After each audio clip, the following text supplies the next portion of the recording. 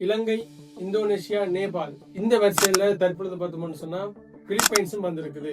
அதாவது இலங்கை, இந்தோனேஷியா, நேபாள் இந்த மூணு நாட்டிலையும் உங்களுக்கு தெரியும் மக்கள் போராட்டம் அங்க வெடிச்சு பெரிய ஒரு அரசியல் மாற்றம் வந்து ஏற்பட்டது. அதே மாதிரி பிலிப்பைன்ஸ்லயும் பார்த்தோம்னு சொன்னா தற்பொழுது மக்கள் போராட்டமானது வெடிச்சிருக்கின்றது. இந்த பிலிப்பைன்ஸ்ல இந்த மக்கள் போராட்டம் எதற்காக வெடிச்சிருக்குது, என்ன காரணம், என்ன மாதிரியான விஷயங்கள் அங்க போய்கிட்டு இருக்குது என்பது தொடர்பான நிறைய விஷயங்கள் இந்த வீடியோ வந்து நாங்க பார்க்க போறோம்.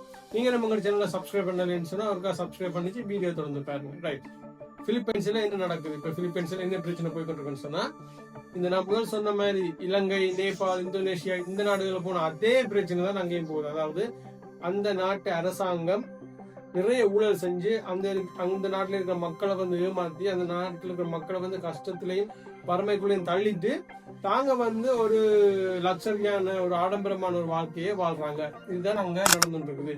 இப்ப இதை எதிர்த்து தான் அங்க மக்கள் போராட்டத்துல இறங்கி இருக்கிறாங்க. பிலிப்பைன்ஸ் தலைநகர் மணிலாவில தான் போராட்டமானது நடைபெற்று கொண்டிருக்குது. போராட்டமானது ஆரம்பிச்சிருக்குது. மணிலாவில் ஆரம்பிச்ச இந்த போராட்டமானது இப்ப நிறைய பகுதியில வந்து தொடர்ச்சியாக நடைபெற்று கொண்டிருக்குது. இந்த போராட்டமானது எதற்காக சொன்னா பிலிப்பைன்ஸ் நாட்டு அரசாங்கமானது இந்த பிலிப்பைன்ஸ்ல எல்லாம் பார்த்தோம்னு சொன்னா நிறைய சூறாவளி, நிறைய வெள்ளம் இந்த மாதிரி விஷயங்கள் வந்து அடிக்கடி ஏற்படுது. ஒரு வருஷத்துல மட்டுமே கிட்டத்தட்ட 20 சூறாவளிகள் பிலிப்பைன்ஸ்ல வரும். அப்படி அந்த சூறாவளிகள் அந்த வெள்ளத்தால் அந்த நாட்டு மக்கள் பாதிக்கப்படுவதால அந்த நாட்டு அரசாங்கமானது அந்த வெள்ள நிவாரணத்துக்கு சொல்லி பெருந்தொகையான நிதியினை வந்து ஒதுக்கி இருக்கிறாங்க. கிட்டத்தட்ட 545 பில்லியன் பிலிப்பைன்ஸ் காசு ஒதுக்கி இருக்காங்க. அதாவது பிலிப்பைன்ஸ் அந்த நாட்டுக்குரிய காசானது 545 பில்லியன் ஒதுக்கி இருக்கிறாங்க. இதுல பார்த்தோம்னு சொன்னா கிட்டத்தட்ட 9855 அந்த வெள்ள கட்டுப்பாட்டு திட்டங்களை வந்து அறிமுகப்படுத்திருக்காங்க. அந்த 9855 அந்த வெள்ள கட்டுப்பாட்டு திட்டங்களுக்குரிய அந்த டோட்டல் பட்ஜெட் தான் அந்த 545 பில்லியன். இதுல என்ன நடந்திருக்குன்னு சொன்னா அந்த அவ்வளவு காசையும் என்ன செஞ்சிருக்காங்கன்னு சொன்னா அதுல நிறைய ஊழலை செஞ்சு அங்க இருக்கிற அந்த அரசியல் தலைமையில் இருக்கிற அந்த அரசியல்வாதிகள் தங்களுக்கும் தங்களோட பிள்ளைகளுக்கும் தங்களோட ஃபேமிலிக்கும் தேவையான காசுகளை எல்லாம் எடுத்து ஊழல் செஞ்சிருக்கிறாங்க. இந்த விஷயம் வந்து வெளியால வந்திருக்குது. அங்க அந்த அரசாங்கத்துக்குள்ள இருக்கிற ஒரு சில அரசியல்வாதிகள் இந்த விஷயத்தை வந்து மக்கள் மத்தியில போட்டு உடைச்சிருக்காங்க. இதால பார்த்தோம்னு சொன்னா மக்கள் போராட்டத்துல இறங்கி இருக்கிறாங்க. இதுல இன்னொரு விஷயங்கள் நடந்திருக்கு. அதாவது இங்க இலங்கையில நடக்கிற மாதிரி ஒரு சில விஷயங்கள் அங்க நடந்திருக்கு. அதாவது அந்த நிதி, அதாவது அந்த வெள்ளத்தால பாதிக்கப்பட்ட மக்களுக்கு வீடு கட்டி கொடுக்கணும் இப்படின்னு சொல்லி நிறைய திட்டங்கள். அதுல வந்து பார்த்தோம்னு சொன்னா சில அரசியல்வாதிகள் தங்களுக்கு வேண்டப்பட்ட ஆட்களுக்கு, அதாவது வறுமையில இருக்கிற ஆட்களுக்கு இல்லாம தங்களுக்கு நெருக்கமான ஆட்களுக்கு, செல்வந்தர்களுக்கு, இப்படியான நபர்களுக்கு எல்லாம் அந்த வீடு கட்டி கொடுக்குற விஷயங்களை வந்து செஞ்சிருக்காங்க. இதுல இன்னும் ஒரு சில அரசியல்வாதிகள் என்ன செஞ்சிருக்காங்கன்னு சொன்னா இப்ப அந்த திட்டங்களுக்குன்னு சொல்லி நிறைய கம்பெனிஸோட வந்து இவங்க அக்ரிமெண்ட் போடுவாங்க. நிறைய கம்பெனிஸ் அந்த வீடுகள் கட்டி கொடுக்குறதுன்னு சொல்லி ஒரு கம்பெனி, வேற வேற விஷயங்கள், வேற வேற கட்டுமான பணிகளுக்குன்னு சொல்லி வேற வேற கம்பெனிகளோட வந்து அக்ரிமெண்ட் செய்யும் அரசாங்கம். அப்படி அந்த அக்ரிமெண்ட் செய்யற அந்த கம்பெனிகளோட எல்லாம் இவங்க லஞ்சம், ஊழல் இந்த மாதிரியான விஷயங்களை பெற்றுக்கொண்டு ஒரு தரமற்ற திட்டங்கள், அதாவது இந்த வீடெல்லாம் வந்து பார்த்தோம்னு சொன்னா குறிப்பிட்ட ரூபாயில கட்டி முடிக்க வேண்டிய வீட்டை வந்து விலை குறைஞ்சு, தரம் குறைஞ்சு அந்த வீடை வந்து கட்டி கொடுக்கக்கூடிய மாதிரி ஒரு சில நிறுவனங்களுடைய எல்லாம் இவங்க வந்து கை கொடுத்துருக்காங்க. இதுக்காக அந்த அரசியல் தலைமையில் இருக்கிற அரசியல்வாதிகள் நிறைய காசை வந்து லஞ்சமா ஊழலா வந்து பெற்றிருக்காங்க.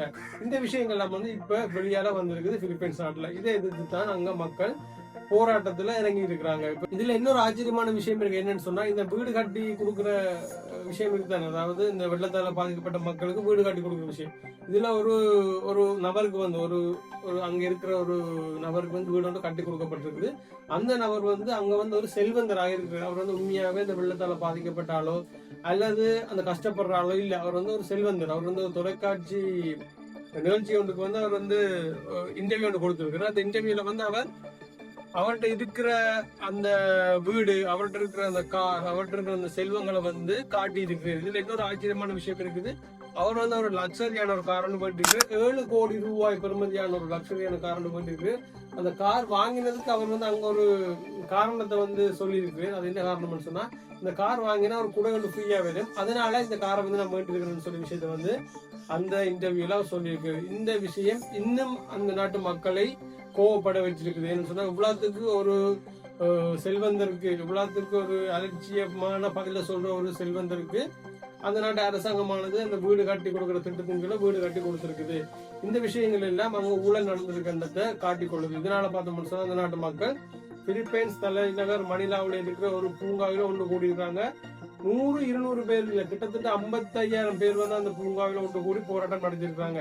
இதனை தாண்டி பார்த்தோம்னு சொன்னா இந்த போராட்டம் அந்த பிலிப்பைன்ஸ் தலைநகர் மணிலாவில் இருக்கிற அந்த பிரசித்தி பெற்ற அந்த பூங்காவில 55,000 பேர் ஒன்று கூடி போராட்டம் நடத்தின பிறகு நிறைய இடங்கள் அந்த போராட்டத்தை பார்த்து நிறைய இடங்கள்ல ஆயிரக்கணக்கான மக்கள் ஒன்று கூடி தொடர்ந்து போராட்டத்தை செஞ்சு வந்திருக்காங்க. இதுல பார்த்தோம்னு சொன்னா கிட்டத்தட்ட 70 போலீசார் காயமடைஞ்சிருக்காங்க, 39 பொதுமக்கள் காயமடைஞ்சிருக்காங்க, 72 பேரை வந்து போலீசார் வந்து இது வரைக்கும் கைது செஞ்சிருக்காங்க.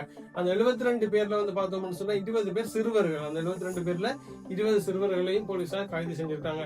இந்த போராட்டத்தை யாரு நடத்துறாங்கன்னு சொல்லி பார்த்தோம்னு சொன்னா அங்க இருக்கிற ஒரு அரசியல் கட்சியோ அங்க இருக்கிற அமைப்புகளோ இல்ல, எல்லா நாட்டிலயுமே நடந்த மாதிரி தான், இலங்கை, நேபாள், இந்தோனேஷியா நடந்த மாதிரி அங்க இருக்கிற பொதுமக்கள், அங்க இருக்கிற மாணவர்கள், அங்க இருக்கிற யூனிவர்சிட்டி ஸ்டூடெண்ட்ஸ் இவங்க தான் அந்த போராட்டங்களை நடத்தி வராங்க. இதுல பிலிப்பைன்ஸ்ல இன்னொரு ஆச்சரியமான விஷயம் இருக்குது, அங்க இருக்கிற அந்த மதகுருமை அவங்களும் இணைஞ்சு இந்த போராட்டத்துல ஈடுபட்டு வந்திருக்காங்க.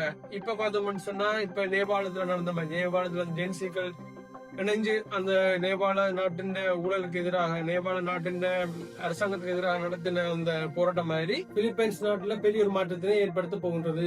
இப்ப இந்த போராட்டக்காரர்களுடைய முக்கியமான கோரிக்கை என்னவா இருக்குன்னு சொல்லி பார்த்தா, இந்த 545 பில்லியன் பெறுமதியான காசு இருக்கு தானே, அந்த காசுனை வந்து நிறைய காசு வந்து ஊழல் நடந்திருக்கு தானே, அந்த ஊழல் நடந்த காசு எல்லாமே வந்து திரும்ப மக்களுக்கு கொடுக்கப்பட வேணும். இது ஒரு விஷயம். அதாவது ஊழல் செஞ்ச காசு முழுக்க திரும்ப மக்களுக்கு கொடுக்கப்பட வேணும். அடுத்த விஷயம் என்னன்னு சொன்னா, இந்த ஊழல் செஞ்ச அரசியல்வாதிகள், ஊழல் செஞ்ச நபர்கள் எல்லாருக்குமே வந்து சிறை தண்டனை விதிக்கப்பட வேண்டும். இந்த 2 கோரிக்கையை முன்வச்சுதான் தற்போது பிலிப்பைன்ஸ்ல மக்கள் போராட்டத்தில் இணைஞ்சிருக்காங்க. இன்றைக்கு இந்த விஷயத்தை உங்களோட பகிர்ந்து வச்சிருந்தால் இந்த விட தொடர்பான மேலதிகமான தகவல் உங்களுக்கு தெரியும்னு சொன்னா அதை சொல்லி மறக்காம கமெண்ட் செக்ஷனை பதிவு செய்யுங்க. இது போல இன்ஃபர்மேஷன் நீங்க தெரிஞ்சுக்கணும்னு சொன்னா எங்களோட யூடியூப் சேனலை வந்து மறக்காம சப்ஸ்கிரைப் பண்ணிச்சு இந்த வீடியோவை உங்க ஃப்ரெண்ட்ஸுக்கு ஷேர் பண்ணுங்க. இன்னொரு வீடியோ உங்களை சந்திக்கிறேன்.